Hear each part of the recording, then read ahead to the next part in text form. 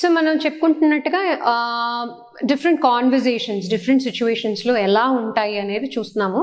So ఇందులో భాగంగా ముందు మనం గ్రీట్ చేయడం ఎలా అని చూసాము. సో ఇప్పుడు మనం ఒకవేళ మనం కొత్త లొకాలిటీలోకి వెళ్తాం, అంటే మన నేబర్స్తో మనం ఎలా ఇంటరాక్ట్ అవ్వాలి, నేబర్స్తో ఎలా మనం కన్వర్స్ అవ్వాలి అనేది చూద్దాము. సో మనం ఒక కొత్త లొకాలిటీలోకి వెళ్ళినప్పుడు it could be a huge community with lot of houses. It could be a small community, చిన్న కాలనీ ఉండొచ్చు, పెద్ద కాలనీ కూడా అయి ఉండొచ్చు, చిన్న గేటెడ్ కమ్యూనిటీ అయి ఉండొచ్చు, లేకపోతే ఒక అపార్ట్మెంట్ అయి ఉండొచ్చు, ఎనీ ప్లేస్. కొన్ని అంటే few houses, very very few houses ఉండొచ్చు, లార్జ్ నెంబర్ ఆఫ్ హౌసెస్ కూడా ఉండొచ్చు. So when you go to meet your next door neighbours అంటే మీ చుట్టుపక్కల ఉండేవాళ్ళు, పక్కింటి వాళ్ళు, ఎదురింటి వాళ్ళు, మనం ఉండే ప్రాంతంలో చుట్టుపక్కల ఉండే వాళ్ళని అందరినీ నేబర్స్ అనే అంటారు. 4 ఇళ్ళు అవతల ఉన్న వాళ్ళు కూడా నేబర్సే, ఆ పక్క ఎదురుగుండా స్ట్రీట్లో ఉన్న వాళ్ళు కూడా నేబర్సే అవుతారు, అదంతా నేబర్హుడ్డే అవుతుంది. Okay, so next door neighbours అంటే మన ఇమీడియట్ నేబర్స్, మనం కరెక్ట్గా మన పక్కింట్లో ఉన్నవాళ్ళు. So when we go to meet them, what are we suppose to say? ఇప్పుడు ఫ్యామిలీ వెళ్ళారు, హస్బెండ్ అండ్ వైఫ్ ఇద్దరు వెళ్ళారు అనుకోండి. So I'm Mark and this is my wife Mary, ఇలానే ఇంట్రడ్యూస్ చేసుకుంటారు కదా. ఓకే, వీఆర్ అంటే మనం ఫస్ట్ టైం వాళ్ళ ఇంటికి వెళ్ళినప్పుడు ఏం చెప్తాము? We are your next door neighbours, so we've come to live next door, or we live downstairs from you. Downstairs from you అంటే మీ ఈ కింద ఫ్లాట్లో. We live down you, we live above you, we live up you, we live down you కాదు కదా. We live downstairs from you or from your flat, from your house. పైన అపార్ట్మెంట్స్లో ఉంటే downstairs from you are upstairs from you. మీ పై flat మాది, మీ కింద మీ పైనమే ఉంటాం అనం కదండి, ఇది కూడా అంతే. So we live downstairs from you or we live upstairs from you, or our flat is on so and so floor, whether it is a floor below the one your neighbors are or above. All right, so ala, that is how we introduce ourselves to our neighbors. సరే, neighbours దగ్గరికి వెళ్ళిన తర్వాత next ఏం అడుగుతాం వాళ్ళని? వాళ్ళు ఎన్ని రోజులుగా, అంటే ఎంత సమయం అక్కడ, ఎన్ని రోజులుగా అక్కడ ఉన్నారు, ఎంత సమయం అక్కడ ఆ అపార్ట్మెంట్లోనో ఆ ఇంట్లోనో లేకపోతే ఆ విల్లాలోనో ఉన్నారని కదా అడుగుతాము. So what you ask? ఇంగ్లీష్లో అడగాలంటే how will you ask them? For how long have you been in this neighborhood? ఈ ప్రాంతంలో, ఈ నైబర్హుడ్లో, ఈ కాలనీలో మీరు ఎంత కాలంగా ఉంటున్నారు, ఇదే కదా మనం అడగాలి. For how long have you been in this neighborhood? From how much time కాదు, కాలం అని తెలుగులో అంటాం కాబట్టి టైం అని అడేస్తాం ఇంగ్లీష్లో. For how long అంటే కూడా అంతే. For how long have you been in this neighborhood అంటే మీరు ఎన్ని రోజుల నుంచి లేకపోతే ఎంతకాలం నుంచి ఇక్కడ ఉంటున్నారు అనే మీనింగే వస్తుంది. For how much time you are here అంటే అది wrong. Okay, so for how long have you been in this neighbourhood? పక్క వాళ్ళని అడుగుతున్నాం, మీరు ఎన్ని రోజులుగా ఇక్కడ ఉంటున్నారంటే మీరు ఎన్ని రోజులుగా ఇదే అపార్ట్మెంట్లో ఉంటున్నారు లేకపోతే ఈ కాలనీలో ఉంటున్నారు అని అడిగేటప్పుడు for how long you have been in this neighbourhood. వాళ్ళు ఎన్ని రోజులుగా అక్కడ ఉన్నారని తెలుసుకున్న తర్వాత ఏం చేస్తాము? వాళ్ళ గురించి ఇంకా తెలుసుకుంటాం. సేమ్ ఇందాక మనం చెప్పుకున్నట్టే, what do you do for a living, do you have any children, వాళ్ళకి పిల్లలు ఉన్నారా లేరా, సో దట్ ప్రాబ్లీ మీ పిల్లలు కూడా వాళ్ళతోనే స్కూల్కి వెళ్ళొచ్చు అనుకోవచ్చు, అదే స్కూల్లో జాయిన్ అవ్వచ్చు అనో. So do you have any children అనో, you can ask them. You can invite them over to tea. Invite them to tea అంటే మీ ఇంటికి వాళ్ళని టీ కోసం పిలవచ్చు. You can invite them for a tea party, you can invite them for a dinner. Introductory parties జరుగుతాయి, they introduce each other. వాళ్ళు మీకు తెలిసిన వాళ్ళని ఇంకో నలుగురిని తీసుకుని, లేకపోతే మీకు తెలిసిన ఇప్పుడు పై ఫ్లాట్, మేము కింద ఫ్లాట్లో ఉంటామని చెప్పారు కదా ఇందాక, we're downstairs from you అన్నారు. సో ఆ పైన ఉన్న వాళ్ళని, the people who are upstairs from them, they can also be invited to tea. Usually conversations, formal conversations happen over tea and coffee. So you invite them to tea or coffee, whatever is their preference of the guests. వాళ్ళు guests అయినప్పుడు మనం ఏమవుతాము? We are the hosts. మనం party host చేస్తున్నాం. We are introducing ourselves to the neighbors. So we are hosting the party and our neighbors become our guests. So you invite them over to tea or to dinner, or if it is a huge mansion that you have purchased, you can purchase a huge mansion. So అక్కడ garden ఉంటే you invite them for a barbecue. Okay, so there are different ways of interacting with your neighbors. Neighbors తో interact అయిన తర్వాత ఇందాక మనం వాళ్ళని అడిగాం, do you have any children అని. Suppose the neighbor says no, I don't have any children, or if he says yes, we have 2 children. Okay, అప్పుడు next question ఏం అడుగుతాము? నెక్స్ట్ క్వశ్చన్, మనం కొత్త చోటుకి వెళ్ళినప్పుడు, కొత్త సిటీకో కొత్త ప్లేస్కో వెళ్ళినప్పుడు first thing we want to find out, మనకి కూడా పిల్లలు ఉంటే మనం కనుక్కునేది స్కూల్స్ గురించి, right? So what do we ask them? Are there any good schools around here? అంటే ఈ చుట్టుపక్కల ఏమైనా మంచి స్కూల్స్ ఉన్నాయా? Are there any good schools around here? Okay, US లాంటి కంట్రీస్లో లేకపోతే యూకే లాంటి వెస్ట్రన్ కంట్రీస్లో public education is given most priority. అంటే అక్కడ గవర్నమెంట్ రన్ చేసే స్కూల్స్కి ఎక్కువ ప్రయారిటీ ఇస్తారు, ప్రైవేట్ రన్ స్కూల్స్ తక్కువ ఉంటాయి అండ్ కాస్ట్ ఎక్కువ, చాలా కాస్ట్లీ ఆ స్కూల్స్, ఎక్స్పెన్సివ్ స్కూల్స్. సో అక్కడ కంట్రీస్లో ఎలా ఉంటుంది కాన్వర్జేషన్ అంటే వాళ్ళు ఏమడుగుతారు, are there any good public schools here. But మా ఇండియాలో we ask them, are there any good schools around here? అంటే ఈ చుట్టుపక్కల మంచి స్కూల్స్ ఏమైనా ఉంటే సజెస్ట్ చేయండి. Or to which school do your children go to? ఇలా కూడా అడగచ్చు. మీ పిల్లలు ఏ స్కూల్కి వెళ్తారు? To which school do your kids go? Or to which school do your children go? ఇలా అడిగితే మనకి డిఫరెంట్ స్కూల్స్ పేర్లు వస్తాయి. And when are you asking them, either you're asking them, మనం వాళ్ళని కలిసినప్పుడు పర్సనల్గా ఫస్ట్ టైం కలిసినప్పుడు అడగచ్చు, వాళ్ళు మన ఇంటికి డిన్నర్కి వచ్చినప్పుడు అడగచ్చు, ఇంకేదైనా వేరే సందర్భంలో కూడా అడగచ్చు. ఎందుకంటే ఒక నేబర్హుడ్కి కొత్తగా మనం షిఫ్ట్ అయిన తర్వాత నేబర్స్ని కలిసిన తర్వాత మనం స్కూల్స్ గురించి రీసెర్చ్ మొదలు పెడతాం, స్కూల్ వెతకడం మొదలు పెడతాం, వాటి కోసం వేట మొదలు పెడతాం. ఆ వేటలో భాగంగా మన నేబర్స్ని అడిగి తెలుసుకుంటాం కూడా, ఇది కూడా చేస్తాము. ఎస్పెషలీ ఒక సిటీ నుంచి ఇంకో సిటీకి మారిన వాళ్ళకైతే ఇది బాగా తెలుసు. So are there any good schools around here? దాని తర్వాత ఏమడుగుతాము, ఇక్కడికి బస్ ఫెసిలిటీ ఉందా అంటే school bus facility. So is there any bus stop near by?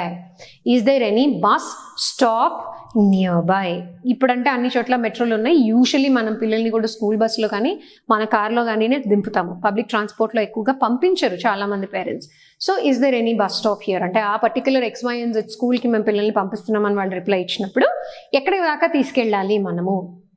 So is there any bus stop అంటే వాళ్ళు ఏం చెప్తారు, నో, the school provides a pickup and drop facility. అంటే school door pickup door drop facilities అంటే మన గుమ్మంలో కనుక బస్ కానీ వ్యాన్ కానీ వస్తే వాళ్ళు చెప్పే సమాధానం, the school provides for a door pickup and door drop facility. అంటే మన గుమ్మంలోకే వ్యాన్ వచ్చి పిల్లల్ని పికప్ చేసుకుని పిల్లల్ని డ్రాప్ చేసి వెళ్తుంది. లేకపోతే వాళ్ళు ఇంకో మాట చెప్పొచ్చు, yes we have to go to the nearby station or nearby, అక్కడ ఏదో గుర్తుంటుంది కదా అక్కడికి వెళ్ళాలి, nearby park, you have to go to the park in the neighbourhood, that is the nearest bus stop అని వాళ్ళు గుర్తులు చెప్తారు మనకి. So is there a nearby bus stop, is there a bus stop nearby? First one. లేదు, school వాళ్ళు door pickup door drop ఇస్తారు అంటే no, the school gives a door pickup and a door drop. కొంతమంది school అదే లొకాలిటీలో join చేస్తారు, అంటే వాళ్ళు ఉన్న లొకాలిటీలో మంచి స్కూల్ ఉంది అంటే అక్కడే జాయిన్ చేస్తారు. సో అప్పుడు ఏం చెప్తారు, how do your children go to school అని అంటే what will they say? Children walk by to the school. School దగ్గరలో ఉంటే నడిచి వెళ్ళిపోతారు పిల్లలు. they go to school by walk or they go to school on foot. Last time అనుకున్నాం by అంటే agent ఉంటే బై అని, మన కాళ్ళ మీద మనం నడిచి వెళ్తే we go on foot. So children go to school on foot or they go by walk. తర్వాత ఇంకో క్వశ్చన్ ఏముంటుంది, మీరు ఒకవేళ స్కూల్ బస్లో పంపించాలనుకున్నారు అనుకోండి, ఇందాక మనం అనుకున్నట్టుగా స్కూల్ బస్లో పంపించాలనుకుంటే నెక్స్ట్ డౌట్ వస్తుంది మనకి, 8:15కి నా బస్ వచ్చేది అనుకుంటాం. So what time does the school bus arrive? What time does the school bus arrive? There is a difference when we use the word arrive and come. Arrive అనే వర్డ్ని and arrive అనే పదాన్ని మనం బేసిక్గా వాడేది బస్సులకి ట్రైన్లకి. Come అనేది మనుషులకి వాడతాం. What time did you come to the office today? Or what time do you have to leave for work today? Okay, leave, come. So come అనేది మనుషుల్ని రావడాన్ని కమ్ అంటారు. అదే ట్రైన్ కానీ బస్ కానీ, మన ట్రైన్ రైల్వే స్టేషన్లో చాలాసార్లు వినుంటామే, అరైవల్ డిపార్చర్ చార్ట్ ఉంటుంది, right? Arrival time, departure time అని. సో అరైవ్ అనేది ట్రైన్లకి బస్సులకి వాడము, ట్రైన్లకి బస్సులకి వాడతాము. కమ్ అనేది వాడము. కమ్ అంటే ఆటోమేటిక్గా న్యాచురల్గా వచ్చేదాన్ని కమ్ అంటారు. Monsoons arrive, okay. అలాగే train arrives, bus arrives. So we cannot say what time does the bus come in the morning. దాని అంతది రాదు కదా, ఎవరైనా ఒక డ్రైవర్ ఉంటేనే బస్సు కానీ కార్ కానీ ఇంకేదైనా కానీ అరైవ్ అవుతుంది, వస్తుంది. So what time does the bus arrive or what is the arrival time of the bus, van, whatever. Okay, what is the arrival time కానీ, లేకపోతే what time does the bus arrive? So the bus arrives at 8:15 in the morning. ఇది answer. So దానికి మనకి doubt వస్తుంది, what if we miss the bus in the morning? What if we miss the bus అంటే మనం bus catch చేయలేకపోతే, what if we miss the bus in the morning. అంటే మనం పిల్లల్ని డ్రాప్ చేయడానికి కదా ఈ క్వశ్చన్లన్నీ వేస్తున్నాం వాళ్ళకి. సో వాళ్ళ ఆన్సర్ చెప్తారు, you can drop children to school directly. If you miss the bus you can drop children to school directly. కొన్ని స్కూల్స్లో పర్మిషన్ ఉండదు, కొన్ని స్కూల్స్లో పర్మిషన్ ఉంటుంది. సో అలా మనం అడుగుతున్నాం అనమాట. బస్ మిస్ అవుతే ఏమవుతుంది, తీసుకెళ్ళి దిగబెట్టచ్చా మనము, వాళ్ళకి తెలిస్తే తీసుకెళ్ళి దిగబెట్టచ్చు అని చెప్తారు. లేకపోతే ఏమంటారు, స్కూల్లో కనుక్కోండి. స్కూల్లో కనుక్కోండి దాన్ని ఇంగ్లీష్లో ఎలా అనాలి, I'm not sure, you can check with the school. I'm not sure, you can check with the school. So ఇలా కొనసాగుతుంది అనమాట. ఇది ఒక direction of conversation with regard to finding out about a good school for your children. Good name తప్పు అన్నాను కానీ good school అనేది డెఫినెట్గా acceptable and it is absolutely correct. Because మనం స్కూల్స్ని good school, average school, below average school, what ever మన basis, మన criteria మనకు ఉంటాయి. ఒకదాన్ని మంచి, ఒకదాన్ని మంచిది కాదు అనడానికి. చెడు అనే నన్ను వన్ ఈస్ గుడ్ ఫిట్, మనకి సూటబుల్ అయ్యేది గుడ్, మనకు సూట్ అవ్వంది నాట్ సూటబుల్, అంతే. We cannot label anything as good and bad. ఎందుకంటే గుడ్ అండ్ బ్యాడ్ అనేది చాలా సబ్జెక్టివ్ అనమాట. మనిషికి మధ్యలో ఎంత వ్యత్యాసం ఉంటుందో, ఒక మనిషి ఆలోచనలకి ఇంకో మనిషి ఆలోచనలకి ఎంత వ్యత్యాసం ఉంటుందో, గుడ్ బ్యాడ్ అని రెండు పదాలు మనం వాడినప్పుడు వాటిల్లో కూడా అంతే వ్యత్యాసం ఉంటుంది. వాటిల్లో అంత సబ్జెక్టివిటీ ఉంటుంది. What you like I may not like. So మీకు మంచి అనిపించింది నాకు మంచి అనిపించకపోవచ్చు, అనిపించవచ్చు కూడా. ఓకే, అలాగే మీకు ఇది చెడు, ఇది మంచిది కాదు అనిపించడంతో నేను సమ్మతించకపోవచ్చు. I may not agree with everything that you find not good and I may agree when you say something is good. So there is a difference. దీన్ని సబ్జెక్టివ్ థింకింగ్ అంటారు. మనం ఒక ఒపీనియన్కి వచ్చినప్పుడు, ఒక వస్తువుని కానీ, ఒక సిచ్యువేషన్ని కానీ, ఒక మనిషిని కానీ మనం కంక్లూడ్ చేసుకున్నప్పుడు దాన్ని సబ్జెక్టివ్ థింకింగ్ అంటారు. సబ్జెక్టివ్ అంటే మనకి పర్సనల్. సో ఒకటి గుడ్, ఒకటి బ్యాడ్ అని మనం డిసైడ్ చేసినప్పుడు good and bad are relative and subjective terms. Broad సెన్స్లో గుడ్, బ్రాడ్ సెన్స్లో బ్యాడ్ అంటే ఓకే, అండర్స్టాండబుల్. కానీ ఒక పర్టిక్యులర్ ఐటమ్ గురించి, మనం స్కూల్ గురించి మాట్లాడుతున్నాము. సో ఒక స్కూల్ గురించి మనం మాట్లాడినప్పుడు మీకు ఈ స్కూల్, మీ క్రైటీరియా, మీ లిస్టు, మీ కండిషన్స్ మీకు ఉండొచ్చు. పక్కవాడి కండిషన్స్, పక్కవాడి లిస్టు, పక్కవాడి క్రైటీరియా వాళ్ళకి ఉండొచ్చు. వాళ్ళు దేనికి టిక్ మార్క్ పెడతారో అన్నిటికీ మీరు టిక్ మార్క్ పెట్టక్కర్లేదు. వాళ్ళు క్రాస్ పెట్టిందంతా మీకు అప్లికబుల్ కాదని మీరు అనుకోవచ్చు.